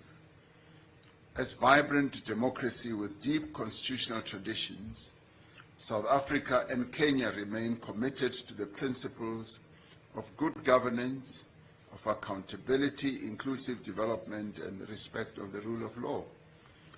In this regard, I conveyed my best wishes to President Ruto and the people of Kenya as they continue for the country's preparations towards the 2027 elections. I also wish to extend my heartfelt congratulations to you, Your Excellency, and the Republic of Kenya for being among the 3 nations chosen to host the Africa Cup of Nations next year, alongside Uganda and Tanzania.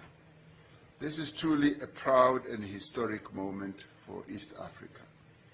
This state visit has further strengthened the bonds of friendship and cooperation between our 2 countries. It has, in my view, laid a much firmer foundation for deeper collaboration in trade, in investment, in industrialization, and infrastructure development, skills development, and the regional integration that we so yearn to see. Together, South Africa and Kenya will continue to work to advance the prosperity of our peoples and contribute to the realization of the African Union's Agenda 2063 vision and an integrated, peaceful, and prosperous continent.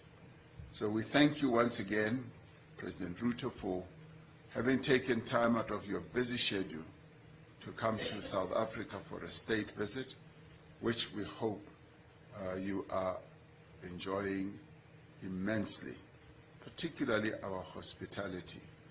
Our hospitality is second to none, as you well know, as yours is also second to none. So thank you for coming to the most beautiful country on the African continent. Together with Kenya, there are no other 2 countries that are as beautiful as our 2 countries. So thank you for being here. Thank you.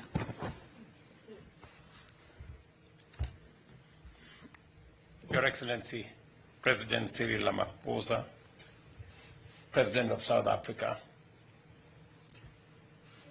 distinguished senior officials present here, members of the press. It is a profound honor to stand here today in South Africa, a land that has given the world enduring lessons in courage, sacrifice, and the indomitable power of human spirit. South Africa is living proof of what becomes possible when people refuse to be defined by injustice and instead choose to be defined by their greatest aspirations. The world watched in awe as this nation dismantled apartheid and built something more lasting in its place.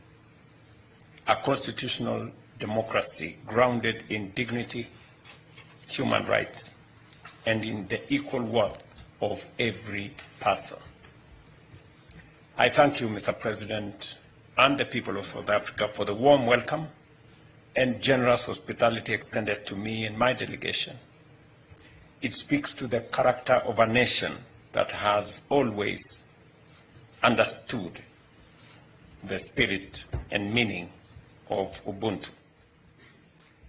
This state visit is both a celebration of how far we have come and a frank conversation about how much further we must go and how much faster we must move. In that spirit, President Ramaphosa and I held bilateral talks early this morning, reviewing the state of our relations and agreeing on concrete measures to deepen and further our cooperation. We met at a moment when the world order is shifting, when what was once certain is now in doubt, when multilateral institutions are being questioned, and when Africa's role is shaping global outcomes has never been more consequential or more contested. This is precisely the moment that demands African unity, African clarity, and African solidarity. I commend President Ramaphosa for South Africa's outstanding leadership during the G20 presidency from December 2024 to November 2025. Mr. President, you used that platform to do exactly what was required, to center Africa's development priorities, to press for reforms of the international financial architecture, international financial governance, and to ensure that the Global South was given the weight it deserves. Today, Kenya and South Africa stand together in advocating a reimagined global order, one built not without Africa, but with Africa fully represented, fully engaged, and at the center of it. We are not asking to be admitted to someone else's architecture. We are asserting our rightful place among the architects of the new global order. Our two nations have never been strangers to each other's struggles.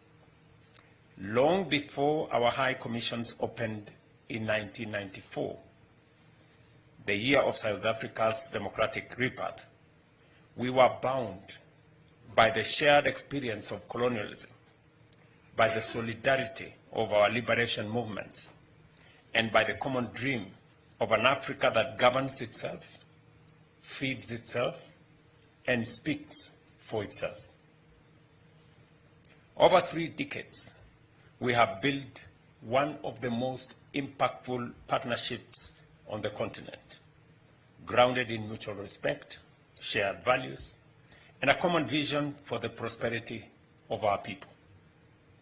That partnership was institutionalized through the Joint Commission for Cooperation in 2007, and today we have directed that the second session of the JCC convenes as scheduled following this visit. We further welcome the ongoing work to elevate the Commission into a strategic partnership framework, a stronger, more comprehensive foundation for the years to come. As a statement to our growing ties, we have today witnessed the signing of 6 instruments on trade facilitation through cooperation in standards, regulation, and metrology, on shipping and maritime cooperation, and on partnerships in gender equality and women's empowerment, technical and vocational education, arts and heritage, and sports and recreation. On trade and investment, we noted with satisfaction the upward trajectory of our bilateral trade, which grew from US $590 million in 2024 to $650 million in 2025, an increase of $60 million or more than 10% in a single year. This momentum must not only be sustained, but we must also accelerate. We acknowledge that real obstacles still remain, including tariff and non-tariff barriers, limited market access, and regulatory constraints. We therefore directed our trade ministers to dismantle these barriers by fully implementing the directives of the 7th Joint Technical Committee and Trade Committee. We further agreed to harness the tripartite alliance and the Africa Continental Free Trade Area to expand access, reduce costs, and unlock the full promise of intra-African trade.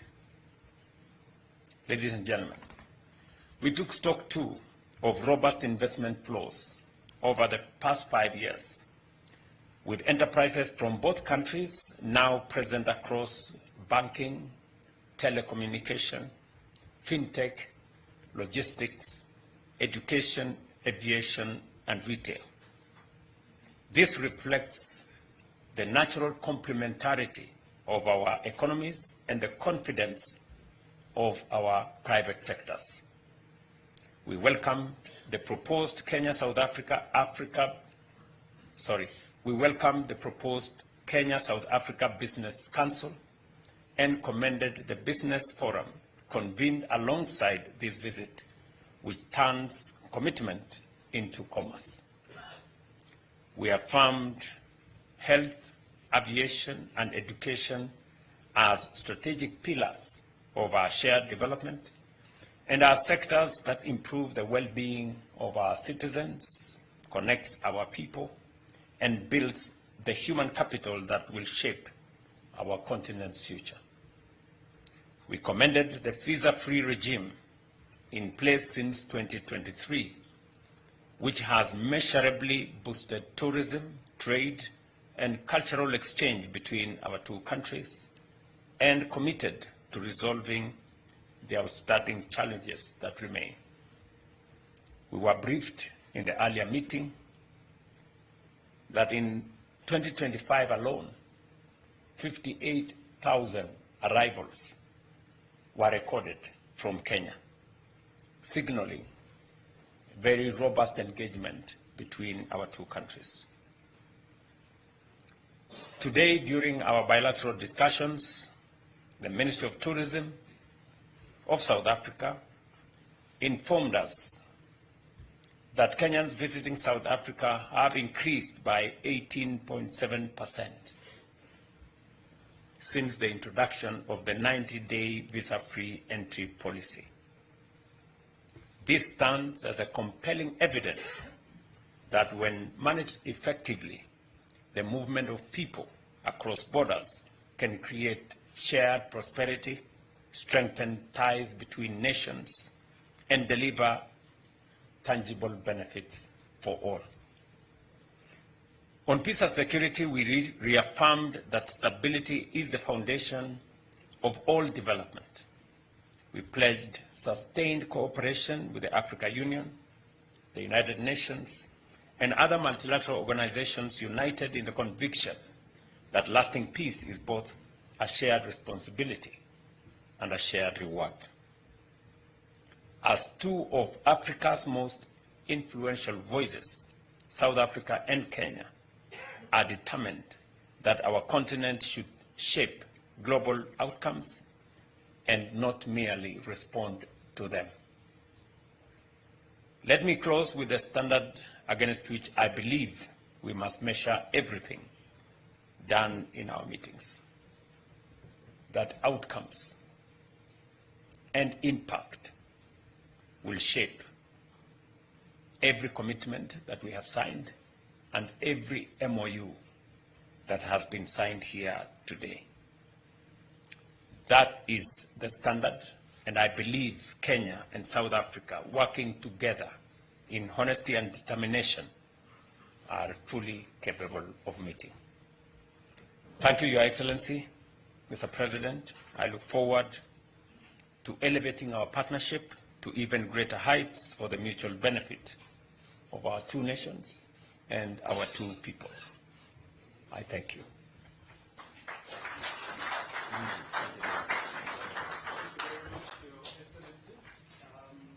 We will now open the floor to questions. I'm going to take first two questions, Tando,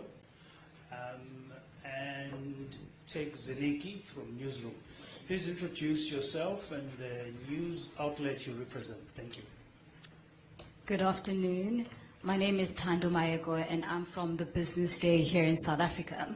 To both presidents, my questions to both of you is, at a time of growing geopolitical fragmentation and competition between major powers, how can South Africa and Kenya position themselves as influential African middle powers rather than simply arenas for global rivalry?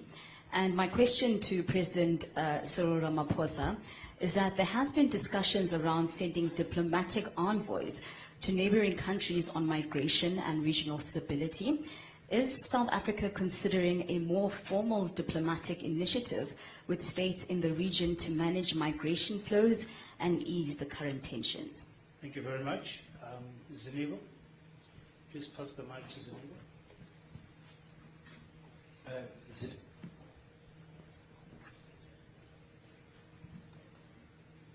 Zenigo Mhlaba from Newsroom Africa. My question to both excellencies is more like a follow-up to my colleague's question. Considering the current geopolitics that are taking place, how important is solidifying African voice through the two regional powerhouses, considering that, Kenya and South Africa enjoy different geopolitics in terms of relations, South Africa leaning more towards, Asia, and I would say President Ruto leading towards more of the American stance.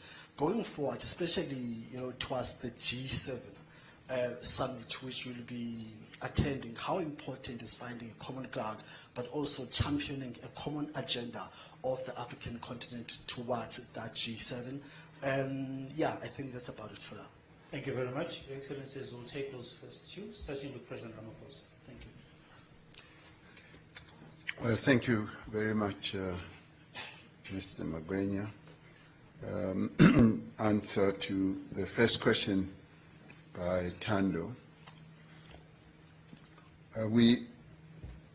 As President Ruto said, the two countries, Kenya and South Africa, obviously do not want to overplay our status and importance vis-à-vis the African continent. All countries on our continent are equal. But of course, our two countries do have an elevated voice and are able to bring about influence that is quite often able to shape things and to move things not only on our continent, but also at a global level. We are not rivals. South Africa and Kenya never see ourselves as rivals. We are complementary, and we have our own special strategic relationship that speaks to friendship, that speaks to respect, and that speaks to equality between our two nations. And we always find that we are so well aligned on many issues, both in dealing with national issues as well as in dealing with continental matters and global matters as well. And in doing so, we've always sought to deepen each other's cooperation between ourselves in the way we collaborate as we deal with matters at the AU, for instance, but also as well as we deal with matters between our two regions, East Africa and SADC. And when there were problems, for instance, in the DRC, it was the two regions, the two countries that fostered the whole quest for peace and the resolution of the conflict in the DRC. I found that working together at close range like that between South Africa and Kenya, we were able to see eye to eye on a number of issues. Kenya is playing a very important role in seeking to resolve the challenges that the Sudan is facing. South Africa plays an important role in seeking to resolve the challenges in South Sudan. So our work is based on cooperation. We cooperate well together, and we are able to come up with initiatives that are aligned, that are aimed at resolving problems on a peaceful basis, and that are aimed at advancing the interests not only of our two countries, but also of other countries, sister countries on our continent. In relation to the migration issue that South Africa is having to address at the moment, yes, we are considering a number of initiatives. And at the diplomatic level, we are talking to a number of sister countries on our continent with a view of getting more understanding, but beyond understanding the challenges that we face of getting various countries to work with us. Africa should develop a much stronger method of helping each other to resolve problems, continental problems and national problems. And we have found joy in being able to talk at a deep level with various leaders, including this morning with President Ruto, when we shared some thoughts and ideas on how best this challenge can be resolved. Yes, there will be envoys. Yes, there will be people that we will send around, not only on the continent, but also around the world. What we seek to do is to get the issue of migration so broadly and properly addressed, and where we should get as many key role players, countries, leaders in countries, to work together to address the challenge of migration. South Africa is not the only country that is facing the challenge of migration, and we want to learn from how others have dealt with it and how they've dealt with the intricate problems that we are dealing with. South Africa has become an oasis of people who want to come here for a whole number of reasons. We need to be working with all other sister countries to see how best this challenge is resolved in the interests not only of South Africans, but in the interests of various other countries too, as well on our continent. Was that only for the first question? Yes, sir. So I should leave the second question for later. That's also okay. Okay. Second. Okay. Thank you very much. I think I will take both questions because they somehow are related. I would do the same. And the point that is being made is, are we spectators in this whole unfolding scenario, the geopolitical space? Is Africa, is Kenya, is South Africa, are we just spectators, or are we making a contribution, or is our voice and our actions part of this whole equation? And let me say this maybe in two parts.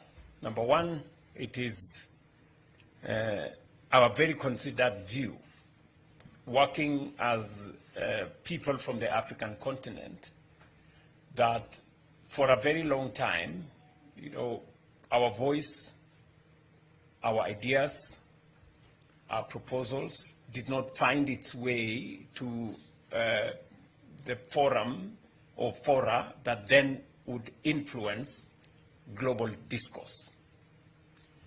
That has changed. I think we have taken very firm positions. We have put forward very clear proposals on what we think not just as Kenya and South Africa, but also as a continent. And by so doing, we are slowly beginning to influence global discourse.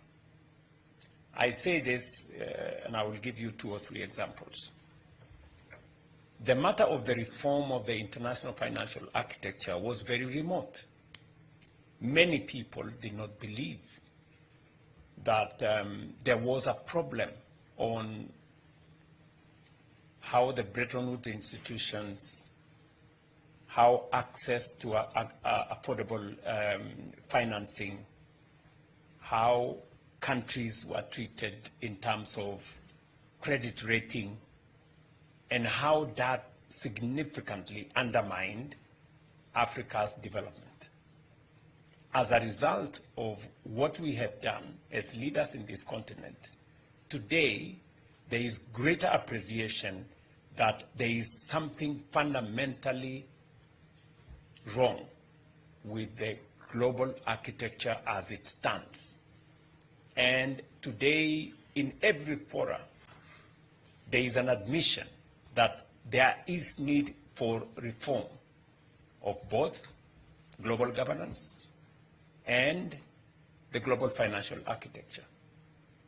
To the extent that now we have an African credit rating agency to bring into the equation an African perspective on what is the real position, what is the real risk assessment of African economies. Is there real risk, or is it perceived risk that is exaggerated and used to undermine the position of African emerging economies to access affordable credit? There is a realization by the global financial architecture that they need to redesign their engagement with the African continent. And we are seeing changes in how the World Bank operates, how IMF operates, how other DFIs are operating, and there is greater appreciation. So we are not just bystanders. We're not just spectators. We are influencing what is happening globally. Let me take it a little bit further. Today, Africa is represented at the G20. It is a reform that has been undertaken because of the push from those of us from this side of the world. And South Africa became the first African country to host the G20. And I have said here that we commend South Africa and President Ramaphosa specifically for taking the stage and positioning Africa rightfully and our priorities and our concerns and what we believe the world should look at going forward. It is on the same spirit that I will be picking up from where President Ramaphosa left at the G20. And I will be taking the same message, the same priorities, our perspectives to the G7 next month. This month, actually, this month. And it is because it is no longer possible to ignore a continent as big as ours, with 1.5 billion people, with the largest reserves of resources, whether energy resources, natural resources, human capital. In fact, by 2050, a quarter of the world's population will be living here. Africa will be the single largest market by 2050. Anybody who is serious about thinking about the future, it's not possible to figure out that future without this continent. And finally, we are not only looking at what we can do with others, we are also looking at what we can do ourselves. And that is why we are undertaking the reform of the African Union. We believe that the African Union must be made fit for purpose so that it can serve the 1.5 billion people in this continent much more effectively. It is the reason why I was assigned by my colleagues the responsibility to work on the reform of the organs and institutions of the African Union. It is one of the topics that I discussed with President Ramaphosa, especially on matters to do with financing the African Union. They say, he who pays the piper calls the tune. Whoever is paying will have a say, and we want to be the ones to determine the course of the African Union, the way to the future for our continent, by making sure that we mobilize resources to reform our union, to make it effective, and to make it fit for purpose. And we are looking even further. At the meeting we had in Nairobi of the Africa Forward, we are looking at how do we mobilize resources that are available in our continent. How do we better deploy those resources? For example, discussing with African DFIs, there is $4 trillion in our continent. $4 trillion US in our continent, in our pension funds, in our insurance companies, many pension funds in South Africa specifically, Kenya, our insurance companies, some of the biggest are in this country. We have a lot of resources. But these resources are not being used. They are not being mobilized for the development of our continent. Instead, they go to other places, and then we go borrowing this money from those other places. What we are saying is that we need our DFIs in the continent to mobilize these resources and make it available, make these resources available for the development of our continent, so that we build structures that will make it possible for us to deploy pension fund resources, insurance fund resources in driving public infrastructure development. And so we are not only looking at what we can do with others and how we cannot be, bystanders or spectators in the global stage, but we are also looking at what we can do as a continent, and it goes down to what we can do as South Africa and as Kenya. Part of the conversation we will be having with the private sector, for example, later today, is how the private sector in South Africa can look at opportunities for investment in Kenya. We want to generate 10,000 megawatts of energy. This is commercially viable. How do you mobilize resources in South Africa to invest? We are working on 28,000 kilometers of road, extending the standard gauge railway, building a new airport. These are opportunities for investment by African companies using resources from African DFIs, financial institutions, banks, pension funds, insurance companies. So we will be discussing the mechanisms that we can use African resources to drive African development. And finally, we've been having challenges, as we all know, of fuel caused by some war in Iran, which we have no control over.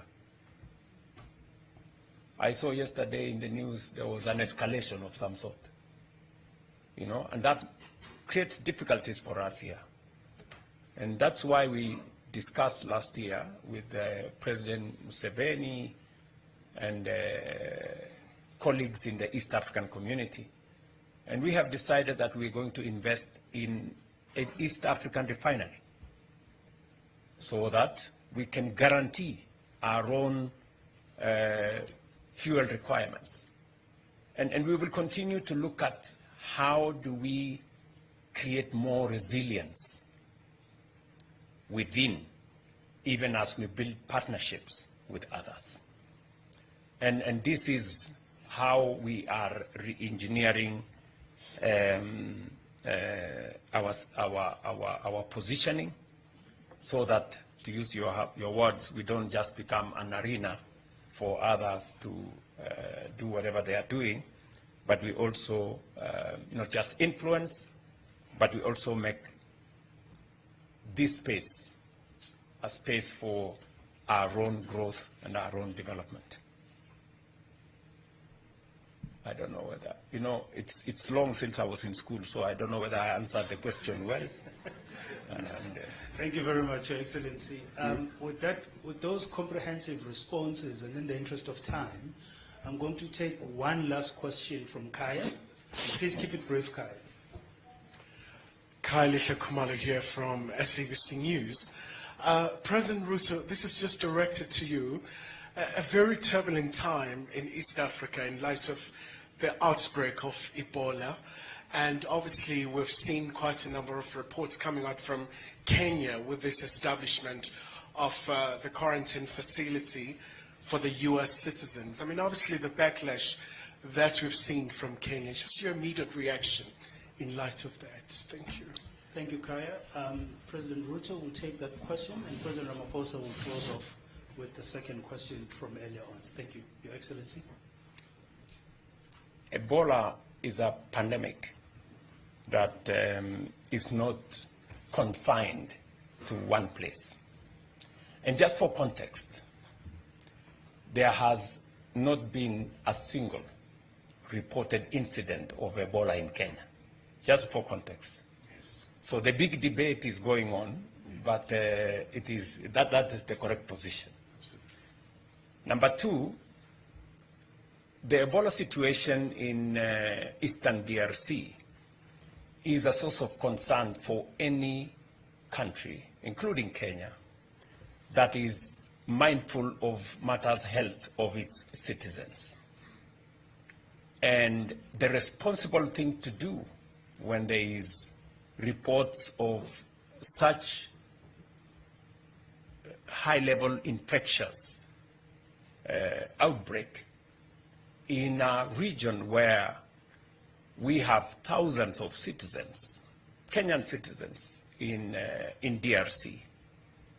We have soldiers in DRC. The most responsible thing to do is to prepare for any eventuality. And that is what Kenya has done. We have prepared ourselves adequately. We have taken command of all our entry points. We are doing testing of every person coming into Kenya from anywhere near that region. We are testing close to between 2,000 and 3,000 people from all our entry points every day. We have mobilized resources, testing kits, reagents, and all manner of people. We have trained thousands of staff, health staff, to be able to handle that situation. We have now isolation facilities, 23 of them across the country, in different parts of the country. And one of the facilities that has now raised a bit of controversy is the facility we agreed to set up in conjunction with the Americans in one of our military air bases. And why have we done that? We have a huge American military contingent in Kenya, number one. Number two, we have set up the 23 other isolation places in Kenya with the support of friends, among them the Americans, our own resources, but also with the support of Americans. The American government has supported us in this Ebola setup infrastructure, health infrastructure, to the tune of 1.8 billion Kenya shillings. And they did make a request to us to, in the process of setting up all the other facilities, to also set up one where they can use in the event that their citizens, their soldiers, some of them in Kenya or from elsewhere, if they are in a situation, then they can use that facility. For context again, even if the Americans had not set up